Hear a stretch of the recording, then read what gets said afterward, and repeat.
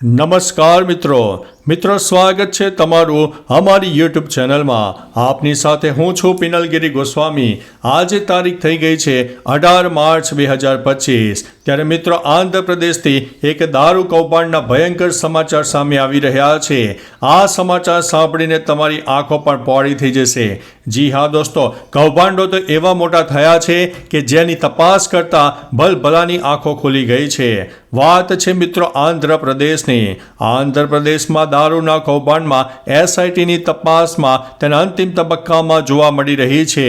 મિત્રો વાત કરીએ તો આંધ્રપ્રદેશ સરકાર દ્વારા 2019થી 2024 દરમિયાન રાજ્યના દારૂ ક્ષેત્રમાં કથિત ગેરરીતિઓ અને ભ્રષ્ટાચારની તપાસ માટે એસઆઈટીની રચના કરવામાં આવી હતી।